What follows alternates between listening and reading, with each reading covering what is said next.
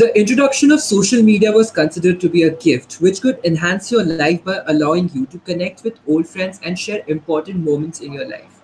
However, with time, it has become a nanny's lullaby to your morning alarm.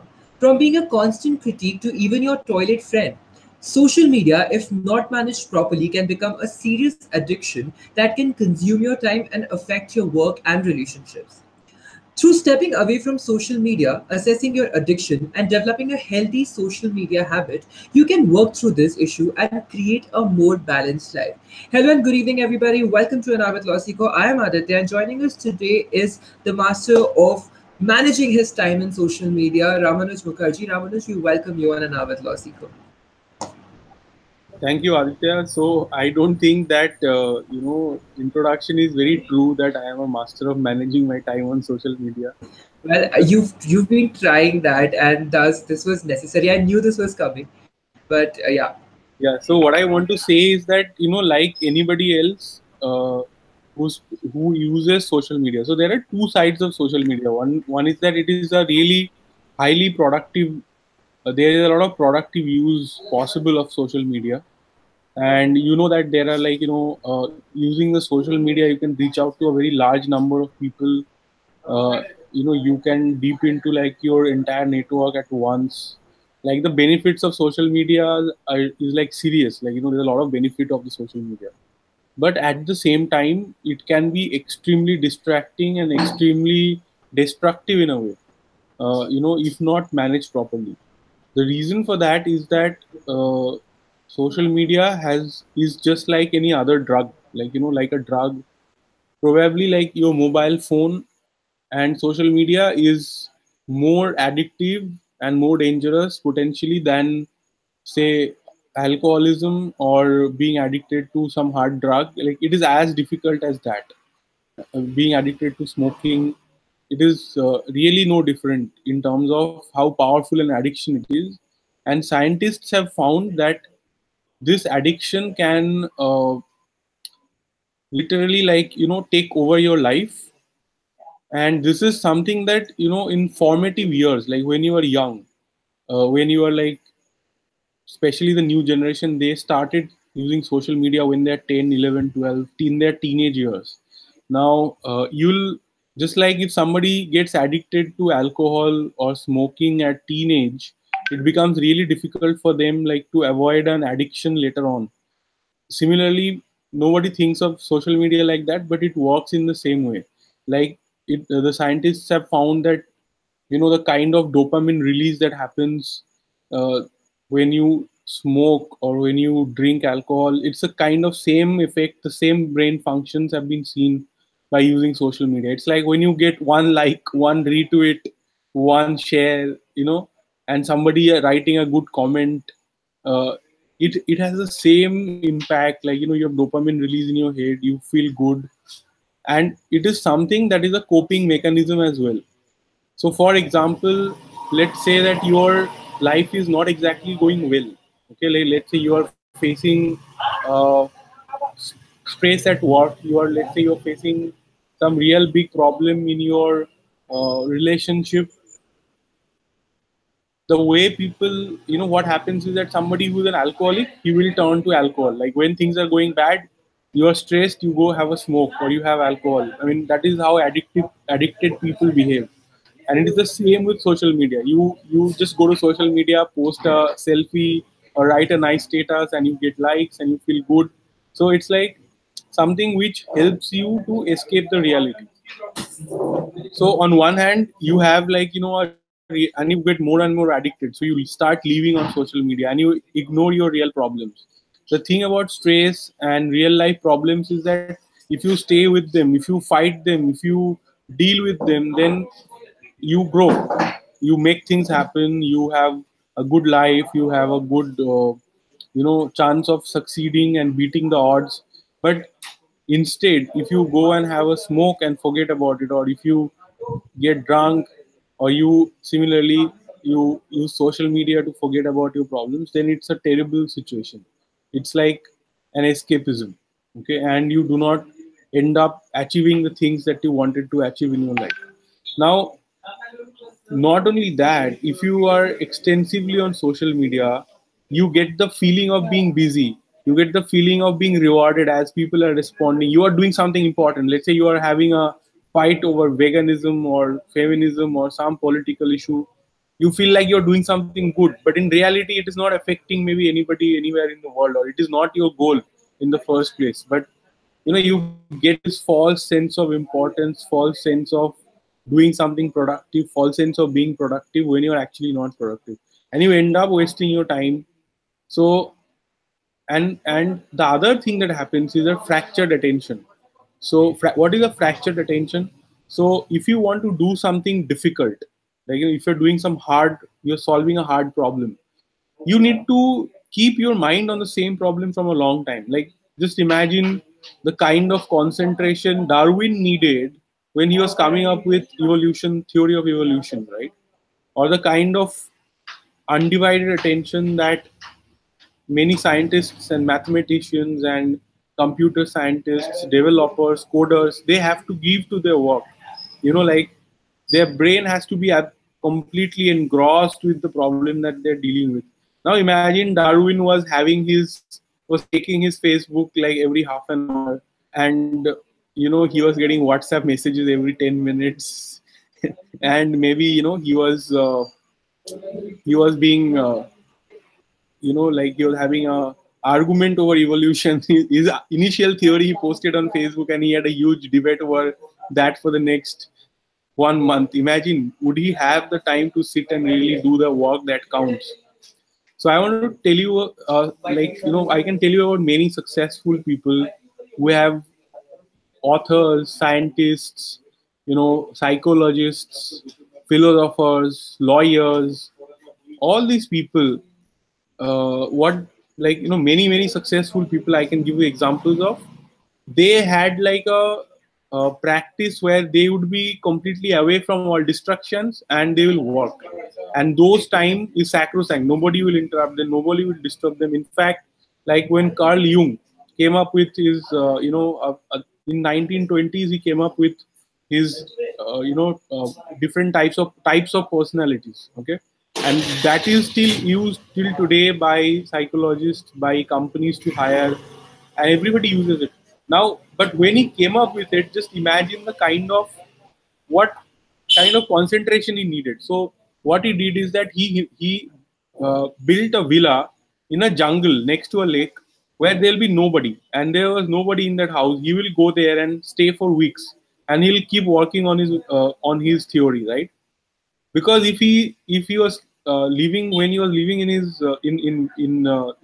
he's from Switzerland, and when he will be living in the capital of Switzerland, he had a thriving practice. When he's there, he would be invited to give lectures, he'll be invited for talks, he'll have conversations, people will drop by. He was a busy guy, socially busy, respected, sought after. But that also meant that, and he wrote about this, that his attention was fractured. So he felt the necessity of getting a place where nobody will disturb him. Like, that is the importance of doing some sort of deep work, requires that kind of attention. Now, that is true for lawyers, that is true for everybody. Like, if you are doing some work that involves research, writing, maybe thinking, especially thinking, right? So you need to give that kind of undivided attention to the work that you have, and that becomes really difficult if you have your phone buzzing, if you have your social media is like people are having heated debates with you, and cursing you or praising you, and you get into that world. It is a complete disaster. On the other hand, let's say if you're a lawyer and if you're not using social media today optimally to present yourself, to present your credibility, your network knows you, but when they see you regularly on social media, it helps to shape their perception, right? It helps to shape their knowledge about you, so that they know for what kind of matters to approach you, maybe. Or maybe they're impressed by the kind of thoughts you have, the kind of work you're doing. So it's a huge conundrum, it's a huge dilemma, in that should you completely stop using social media? that doesn't seem like a very good option. On the other hand, if you use social media too much, you get addicted to it. So what is the middle way? What is the escape from this, that you are able to use social media effectively and not get caught on the trap? And it is not difficult to get in the trap. If you think that, oh, I have a great willpower, or I have a great mind, that I am not affected by this, you are probably wrong. Because these companies, Facebook, LinkedIn, all of them, they are working they are working overtime trying to figure out how to make their platform more addictive. How can they make sure that you come back again and again several times in a day? What can they do? If they see that you are not coming back from a long time, maybe they will you know figure out your one of your old posts and make sure it gets a lot of likes, so that you come to check what has happened, and encourage you to stay and contribute to that platform. Because if people do not participate in the social media, it loses all value. So the entire company is geared towards making you use it more and more, more and more, making you spend more time on it. That's the way they get more advertisement revenues. That is the way they get dominance. So they want to do that. Now the question is that, then what can you do about it, so that you are using it in a limited way, and but you are using it in a productive way, and not getting addicted to it, or not indulging in that addiction, right? So what can be done about that? So that is a very major question. All right, Ramanuj. For all of you who are watching this right now, please, if you're addicted to social media, or if you're on social media and you want to use it optimally, then don't, and ensure that you are liking, sharing, and subscribing to our channel. Moving ahead, Ramanuj, the very important question that I have from you right now is: are you addicted to social media? And if you are, then what are you doing to make the best use out of it? Yeah, sure. So, like I was saying, that I am myself heavily addicted to social media, and I realized that I am addicted to social media, and I realized this like at least 2 years back, that I am really addicted to social media. I can spend the whole night awake without having ever planned it, sitting on social media, having some argument with somebody somewhere, or posting it, or I will post an intelligent status update and keep checking it, 10 times in a day. And this is a huge loss of productivity for me, and I cannot afford to do it. So how do I manage this? So I realized long back that relying on my willpower is not a good idea. Because even if I make my willpower strong this month, let's say it is possible that I make my willpower stronger, Mark Zuckerberg will find out next season some trick to overcome my willpower, because it's $1 billion, hundreds of $1 billion invested into bringing down your defenses. How can they make sure that you use it more and more? So what is the alternative, right? How do you beat it? And the answer is simple. So you have to build physical barriers. Like, what did Carl Jung do? Carl Jung didn't say that I'm going to sit in my chamber and then work on this, and people will not distract me and I'll not get distracted. He knew that this is not possible, right? So what he did is that exactly the same method works. Like, he went to the jungle, built a villa, and started working from there. Now most of us do not have that opportunity, that we will go to the jungle when you have to work and have a villa there, next to Lake Luzerne or something. It is not possible for us, right? Uh, so what can we do about it? So, but we can take the principle that you got to create physical barriers, like barriers that will not allow you to access your phone or your social media in certain times.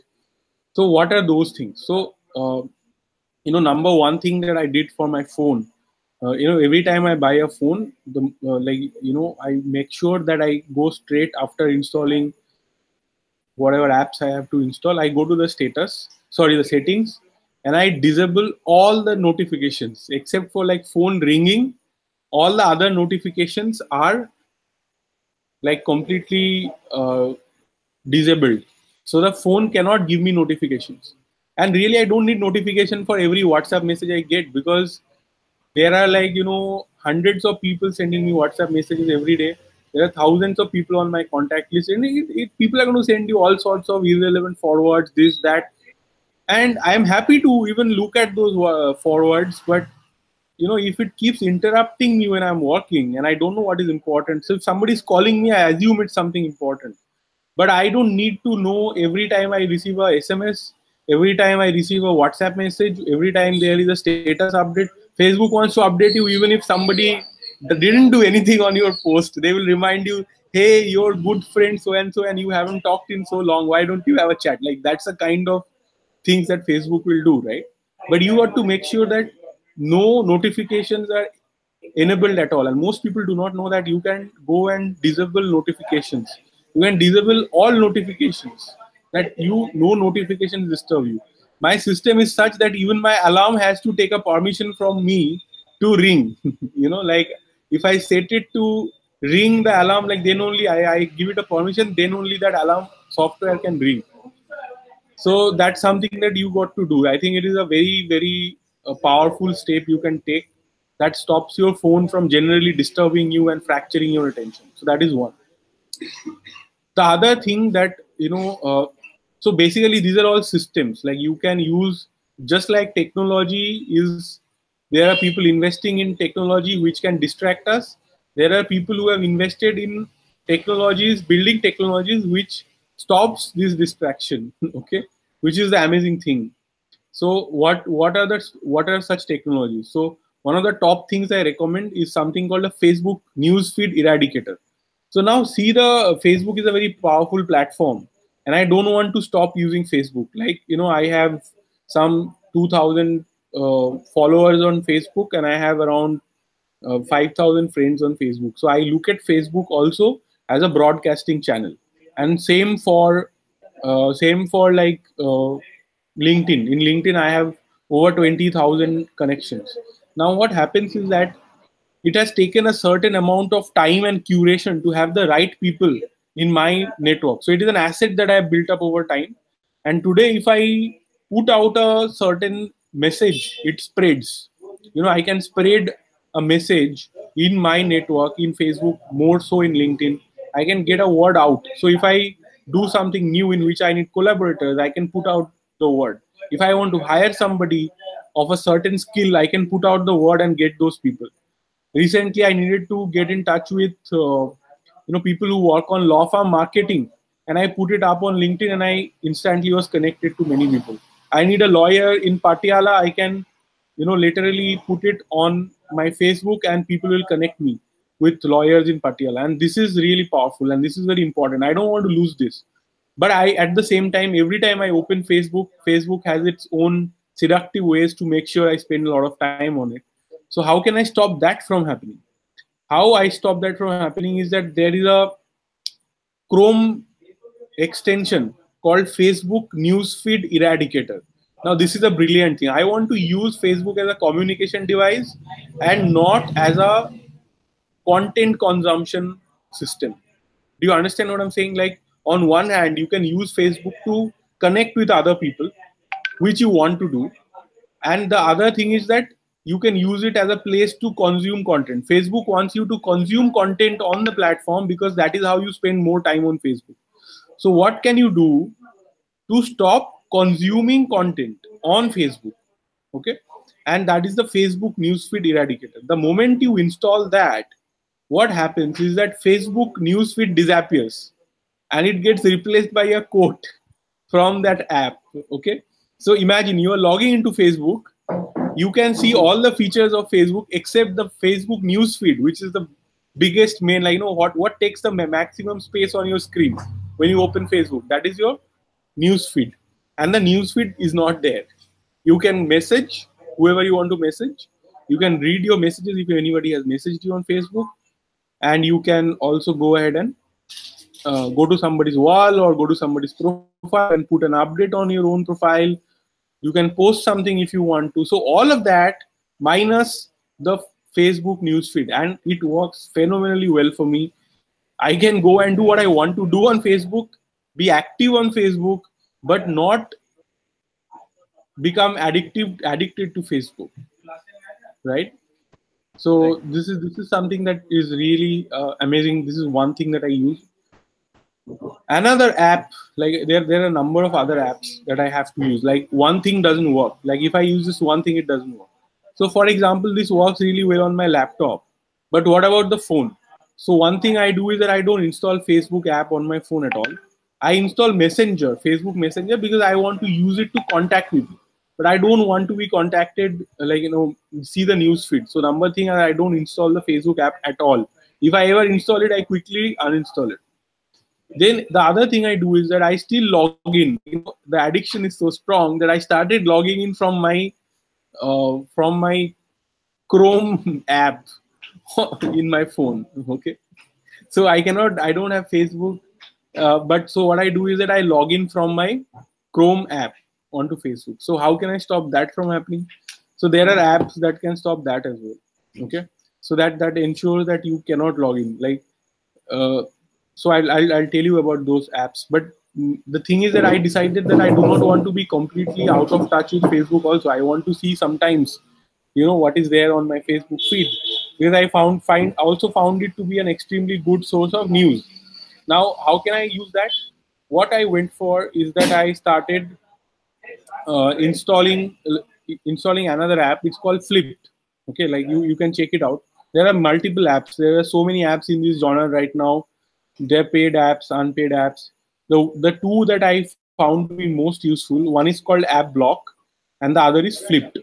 So how does App Block works is that, App Block, once you block it, like, you can set a time limit. You can decide that between 1 o'clock and 5 o'clock, I don't want to use XYZ apps. Okay, I don't want to touch, let's say, I don't want to look at analytics. I don't want to look at Facebook. I don't want to look at Twitter. I don't want to look at my Chrome. Whatever, you can decide that these are the things that I am not going to look at between this period. So what can be done at that time is that you simply block those apps. So you can tell App Block that I want to block these apps between this part of the day, and it will block exactly for that part of the day. Those apps will get blocked, and this really works fantastically. Like, if you are there, you can just go and download the app and check it right away, right? So All that right. works really well. All right, Ramanuj. Now, Yeah. another app I want to share about, Aditya, is that, there's an app called Flipped. Okay, FLIPPD. Okay, this is another great idea. Like, what if you don't want to use your phone? You'll take your phone and flip it and keep it on the table, right? Like, flip it and keep it on the table. Now they have taken the same concept. What happens is that you can start that app. Okay, it blocks your entire phone. If you say that I want to block my phone for 1 hour or 4 hours or whatever, let's say you sit down to write an article, or you sit down to draft a petition, or you sit down for a meeting, or you sit down for a family dinner, or you're going to sleep and you can't stop checking Facebook, whatever, you can simply activate it for a certain number of hours. And for those many hours, you just can't use your phone. Okay, like, every time you try, there will be certain apps which will be on, like Google, like automatically it allows you to use Google Maps. It allows you to use, funnily enough, Google Music. Okay, so if you want to listen to music, you still can. And there are a couple of apps that it doesn't block. Okay, it doesn't block the phone app. Like, you can still dial numbers, you can receive calls, but everything else it will start blocking. And that's really a fantastic way of, if you are like, you want to do cold turkey and you are like really addicted, you just simply flip your phone off for like certain number of hours, and it just really works. Like, you're totally blocked out. All right. Ramanuj, the next question that I have from you is that there was a time period when you identified quite early that you were addicted to the social media. What is that process of identification like? Because a lot of people live in denial. They don't agree with the fact that they're addicted to social media at all, and it's impacting their work massively. How do you identify that you're addicted? See, people who are addicted to social media, how do you know? Okay, so see, if my mother spends a lot of time on social media, it probably doesn't matter, unless she's trying to, like, she has free time, she has her work, and she has to do all those things. And then, if she gets free time, she might be on social media, she might be consuming content, and it's perfectly fine for her. I think when you start realizing that there is a serious addiction is when it conflicts with your responsibilities, right? So for example, if I see that my mother is on Facebook posting, and she is not eating on time, okay, or that she forgot, like she stayed up so late that she didn't get enough sleep, okay, that would be a sign of, like, she is being addicted to social media. Like, and it happens to a lot of people. Like, you look around, you will find people who are just so addicted that they are compromising on their health, they are compromising on exercise, they're compromising on their work. It is very common in workplaces that employees are not productive because they are hooked onto social media. They are on social media in the office, and they're not able to be productive enough because of that. This is not unheard of. This is very common these days. And employees have to watch out for people who are addicted to social media. I mean, it is such a widespread phenomenon now. It's such an epidemic right now that literally employers have to watch out for it. And in fact, when you use your employer's computer, in a lot of cases they have installed softwares which track your time, like how much time you're spending on social media. It will track that, and it will alert your bosses. You may not know, but it might be alerting your boss that you are overusing social media. And this happens. Companies have gotten so serious that they have began to install such softwares. uh, Now, how do you realize that when you are yourself addicted to social media? I think that you realize when you have missed deadlines, you have missed targets. You decide that, oh, tomorrow I'll work out, but you did not work out because you spent 3 hours on social media. You just didn't have the time. If those things are happening to you, then you better wake up and realize that you're addicted to social media, and that you need to restrict the time you spend on social media. And there are enough technology today. See, the help is there. It's not, you're not like helpless that how can I stop using social media? It is so addictive. And there is no helplessness here. It is a technology, and there's other technology to stop that technology. So all you have to do is that use the other technology which prevents you from using social media beyond a point. Like, I have a software which allows me to use social media for 1 hour every day on my computer. If I spend more than 1 hour, like, I have defined the websites, that I should not spend too much. I have identified that I spend too much time on Quora, Facebook, LinkedIn. So I have, or YouTube. So I have marked these things that if I spend more, the moment I spend more than 1 hour, automatically my computer starts blocking uh, those websites. Similarly, on my phone, I find it a little more difficult. But what I do is that when I have work, like, if I'm sitting down to do something important, I will flip off my phone. Like, I use flipped, and I will make sure that for the next so many hours, I just can't access uh, any app, because I'm going to work on my computer. I know that I don't need my phone. I don't want to use my phone. Yes, if I get calls, well and good, I will attend to those calls. But other than that, absolutely nothing. Like, no interruptions I want. And I am more likely to interrupt myself than anybody else.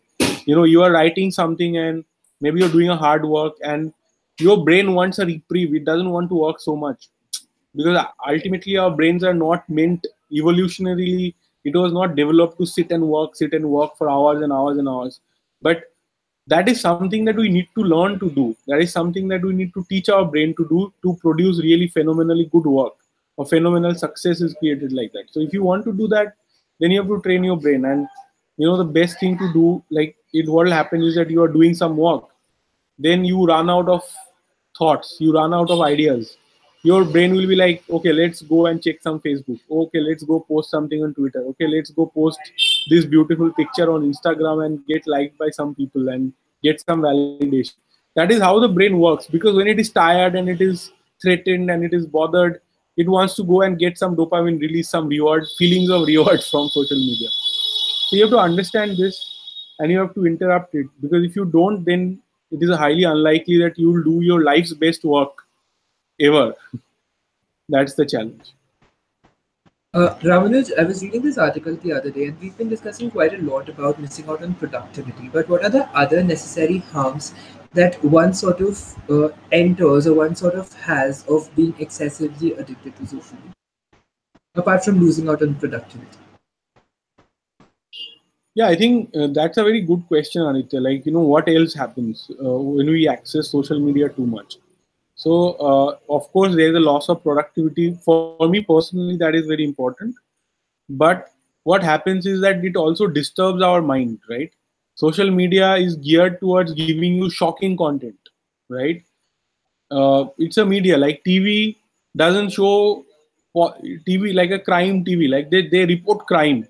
They don't report good things. They report crime. They report murders. They report rape because they want to report things which are shocking, which is sensationalist, something that will steal your sleep, right? Something that will disturb your mind because that is when you react. You react to the news, you react to the information, you react to the status update. So what is more successful? Something that brings out, evokes a response, an emotional response from you on social media. That is the kind of content that succeeds.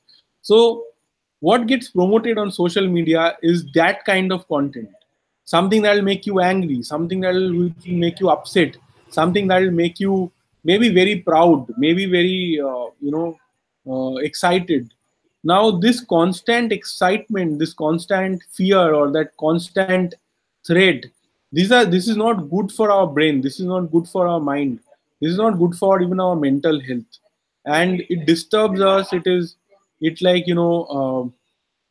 it enhances our flight or fight kind of responses, and takes away like more complex complex decision making, right? More complex thought processes. It you're basically, if you're spending too much time on social media, you're training your brain to respond to shallow things, and to be always busy, to always be irritated, upset, angry, afraid, jealous, these kind of feelings that it constantly evokes in you.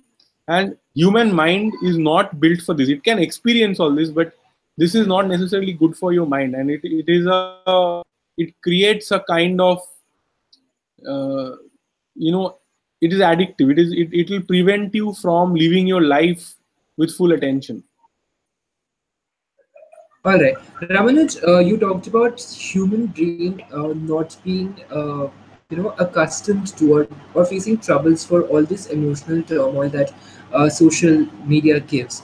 I have a question right now from Sajal Jain who wants to know: do games like Clash of Clan is also an addiction?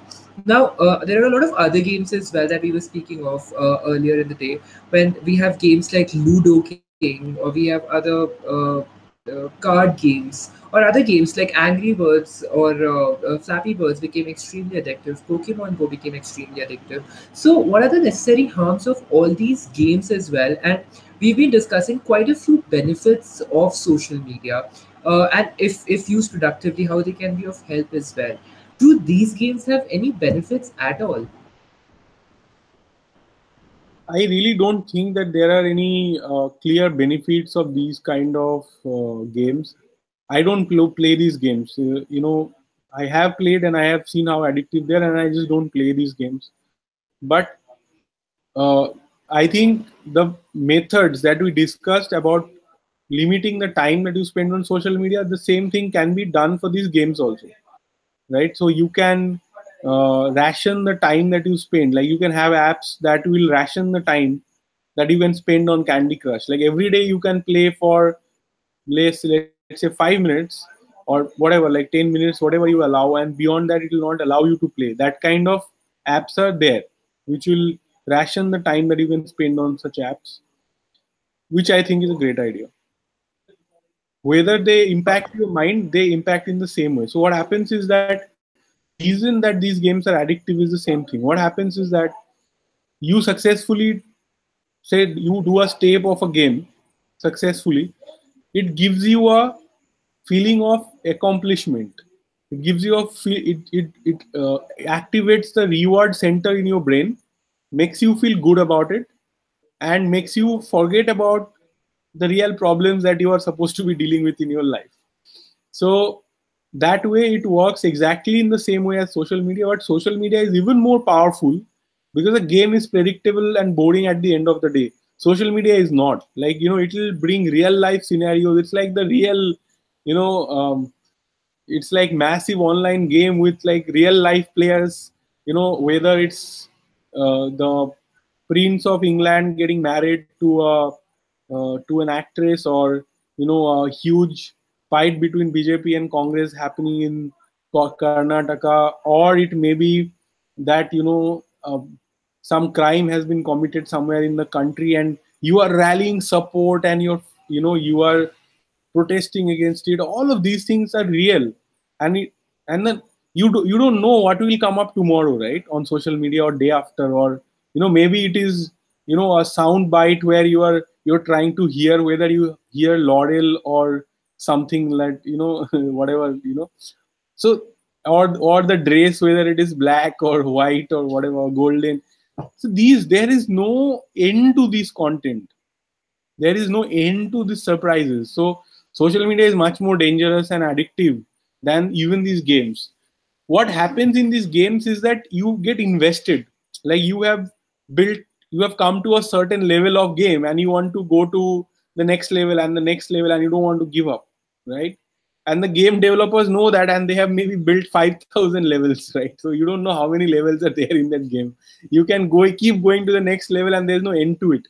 As human beings, we want to see the end of something, right? Okay, we have achieved, we have finished this off. Like, you go to college in 3 years or 5 years or whatever, you're out, and like, okay, I have got this, very nice. But these games, because they want to keep you hooked, there is no end of how many levels are going to be there. You keep building new levels as people finish the old levels. So then what All can right. you? The only way is that you got to limit access. If you play a game for 10 minutes a day, there's no harm. So you got to limit the access in such a way that you don't play more than that. You need to have apps that physically prevent you from playing more. All right. Sajal, I hope that answers your question. Ramanuj, the next question that I have for you is that there was this one particular time when I uninstalled all my social media apps at once. And I had so much time left in my hand that I did not really know how to use that time at all. And that time just went waste and made me go back to the social media. So my question to you is that what are the alternative habits that one can pick up to productively use their time while they are off social media or while they're trying to manage their time on social media?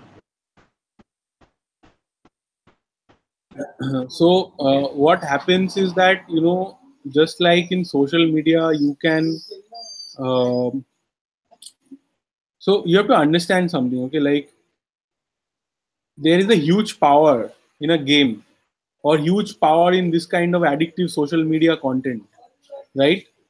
uh, and you can use the same for your benefit.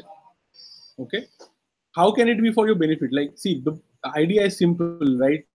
If electricity has such great power, like human beings saw that a bolt from the sky is so destructive. It is electricity, it can destroy things. It can burn down a tree or burn down a house. It can kill a person, right? If lightning strikes you. So what we learned is that, okay, electricity is very powerful. How can we use this same electricity? How can we harness it and put it to better use? So human beings found a good use for it. So we are now all using electricity everywhere and in a productive way, right? Because it benefits us. Similarly, when we know that addiction is so powerful, then what can we do with addiction that actually benefits our life? So this leads to the idea of gamification. Okay, gamification is a very powerful idea in modern technology business, and it says that if we gamify anything, it will lead to positive behavior. Like the way you can encourage negative behavior, you can do it to encourage positive behavior also. Okay, so what can you do with gamifying? So for example, I want to learn a language, but I find it very difficult to go to a language learning school or do anything else. So I have an app which gamifies the experience of learning a language. I can see how much my friends have learned. I can compete with them. I can. It is, instead of playing Farmville, I'll rather play a game where I'm learning a language. Right? What, you know what I'm saying? It's the same thing. It has the same principle of Candy Crush or of Mafia Wars or whatever. The same kind of funda is being used to, same kind of system is being used to teach you a language. Now, isn't that fantastic? Now there are similar kind of apps that teach you sales and marketing, or teaches you coding for that matter, right? Solo Learn is an app. So if you want to learn coding, you can use Solo Learn, and it has gamified the whole experience of learning coding. It's called micro learning, and it's something that we are also working on. At iPleaders, we are trying to. So I remember when I was in college, I found it very difficult to read CRPC, IPC, CPC. Okay, because it's just so many sections, so many case laws. Reading a book is so dry. Just I couldn't get myself through it, to read the entire CRPC or CPC. How do you learn CRPC, CPC? So, I'll have to rely on notes to pass exams somehow. But what if I knew CPC well? Like, that is important. Let's say somebody is going to give a judiciary exam, or somebody who really wants to practice criminal law and wants a good knowledge of these things. What if we can create, and this is something that we are actually pursuing. In fact, we set up a company named Addictive Learning Technology. So you want to create a learning technology which is addictive. But it is not something that we are unique at doing. There are other people who are using this kind of addictive technologies to teach things to people, like language. Duolingo is a great app. Memrise, there's something called Memrise. These are, by the way, like, Memrise is a $1 billion company. So there are people who have built these kind of apps which have the same addictive features, and it makes you want to do things that are positive for you. So you can find those things to do. One good idea, like, I use language learning app very much. uh, you know uh, you must have a productive use of your time. Like, when you have time, if you don't have a use planned for it, you'll go back to unproductive use of time, because there's no vacuum. Vacuum is never remains long. Like, it will not remain the space will not remain vacuum for long. So you have to put in something that will replace that behavior.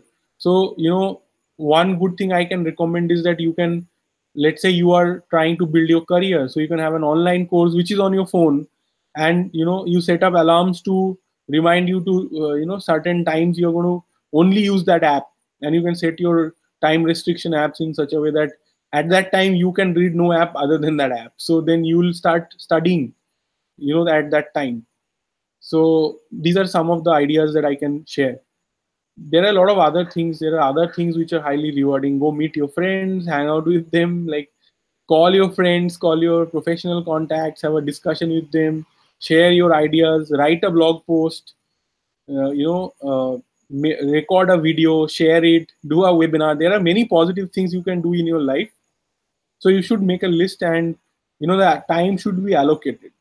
So, for example, for me, I know that 1 o'clock to between 12 and 1, I can use social media on my phone.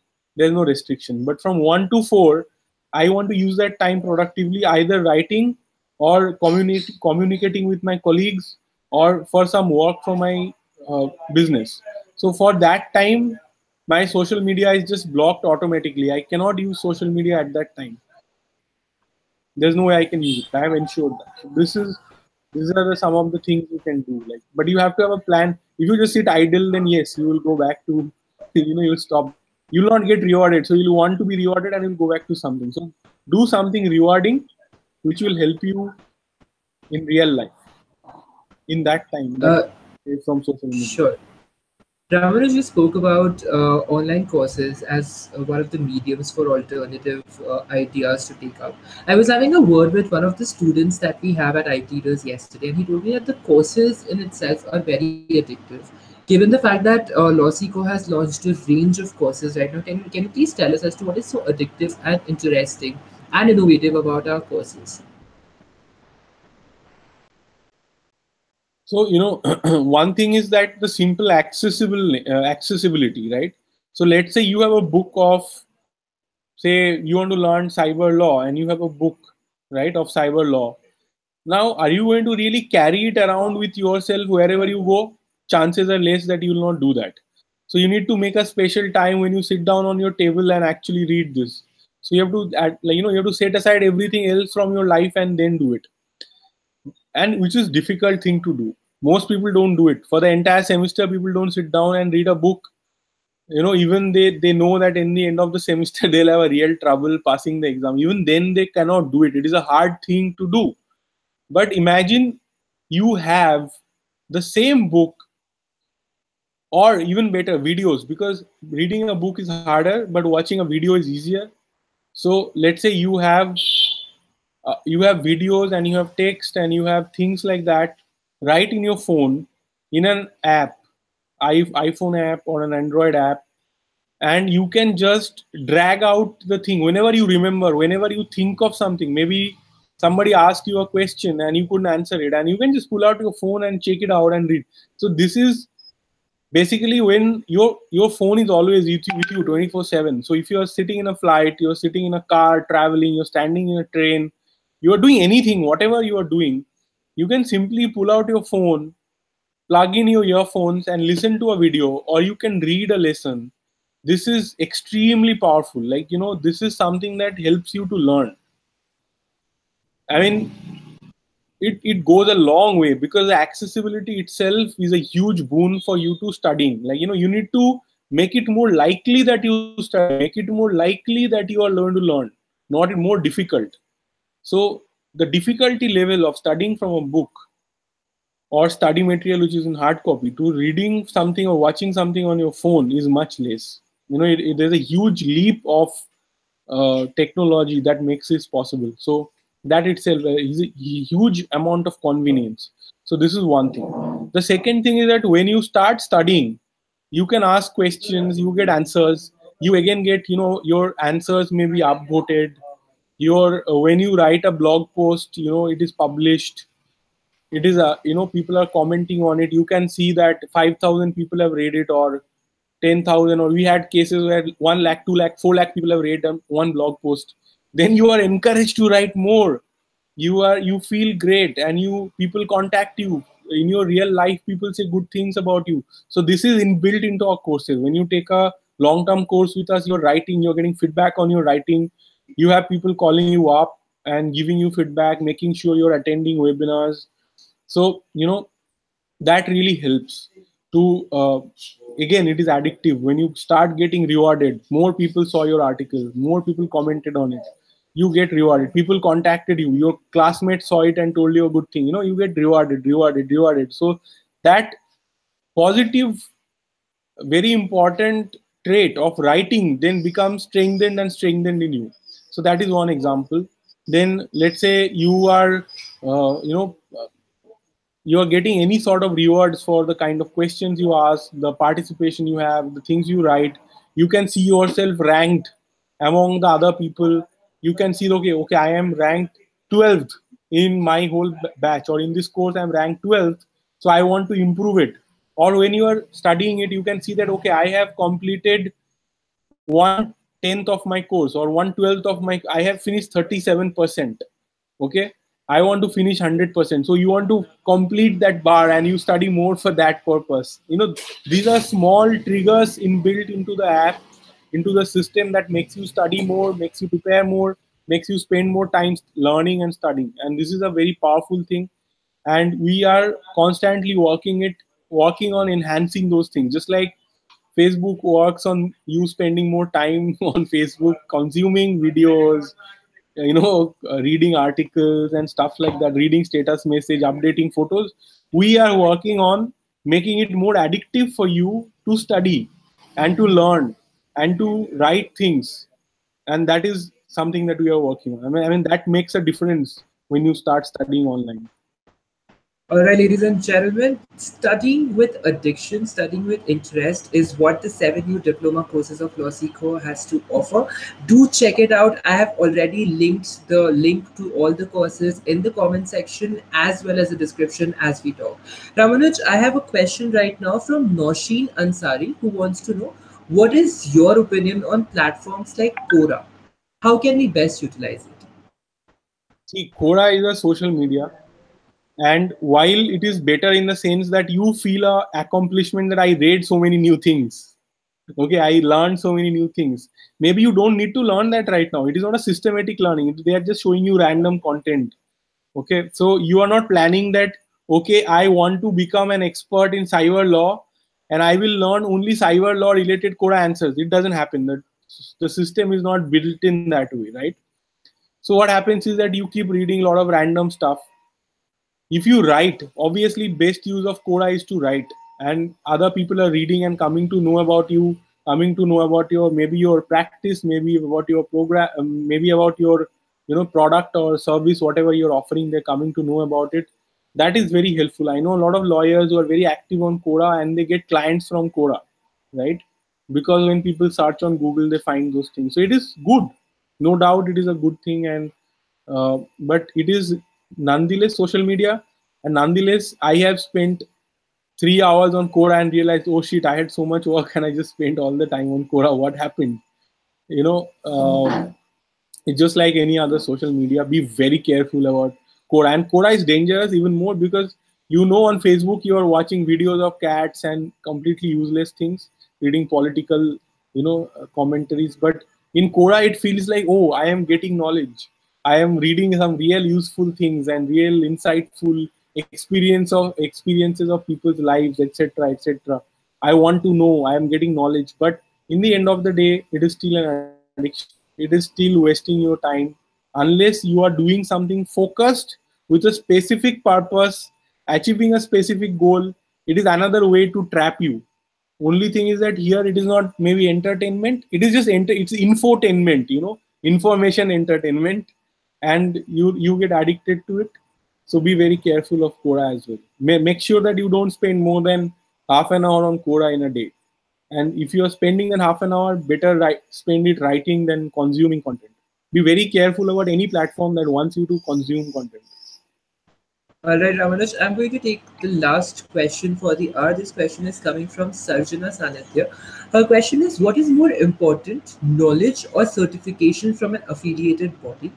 In case I don't have a certification, then how to convince recruiters and universities abroad who underlines the criteria to join them?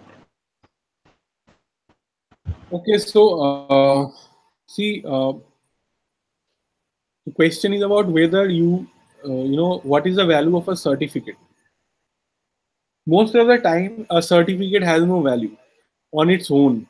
Okay, uh, you can go to like a great institute and get a certificate, very famous institute, but it has no value unless the course that you did is valuable. You learned something and you are able to use what you learned in a day-to-day work, something that is relevant. Maybe you will get a job because of it, or maybe you'll perform your internship better because of it, or maybe because you will be able to start a business because of it, or run your business more efficiently. Some practical use has to be there.